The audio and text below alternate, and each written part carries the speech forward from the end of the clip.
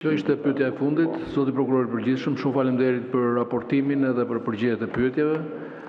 Mund të uleni. Ne tani do të vijojmë me debatin, por siç thash kemi rënë dakord në takim me kryetarët e grupeve që do të fillojmë me minutazhin prej 2 minutash për çdo deputet që ka adresuar pyetje sipas dëshirës. Do të ndjekim radhën jo pak a shumë, por radhën e leximit të pyetjeve. Zoti Agron Gjekmarkaj, keni fjalën 2 minuta për pyetjet. Faleminderit zoti kryetar, unë ndoqa me vëmendje zotin prokuror të përgjithshëm.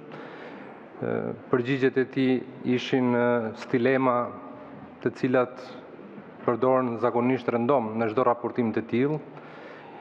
Diskursi i tij ishte ndërtuar mbi një paradoks, sepse është e pamundur që pjesëtarët që përbëjnë trupën OSBE Odirit, polak, gjerman, hungarez, vinë dhe konstatojnë që kufiri ndars ndërmjet partisë dhe shtetit në Shqipëri është shuar dhe organet e drejtësisë të vendit tonë nuk e vënë re këtë vindarje që është shuar. Dhe s'bën asgjë për ta penguar.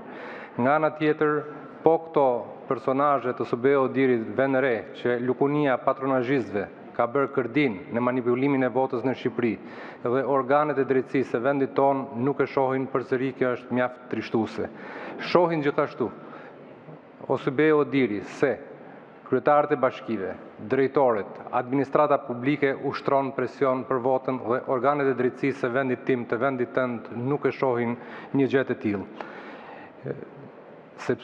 Duket vërtet e çuditshme sepse ata u mblodhën, mos gaboj, në fund të vitit 2024 apo në fillim të vitit 2025, prokurori i përgjithshëm, kreu i SPAK-ut, shefi i KQZ-s, drejtori i përgjithshëm i policisë dhe u krijua përshtypja që vërtet u krijua një task force që do bëjë gjëra të tmerrshme kundër manipulimit të votës. Ne që ishim në terren e kuptuam që e tmerrshme ndodhi dhe ata nuk patën mundësi të bëjnë asgjë dhe janë postum duke folur pas një zgjedhje, pas votimeve fasad të 11 majit, ku shumë mandate janë përcaktuar nga vota e krimit, e patronazhimit dhe e partisë shtet. Faleminderit.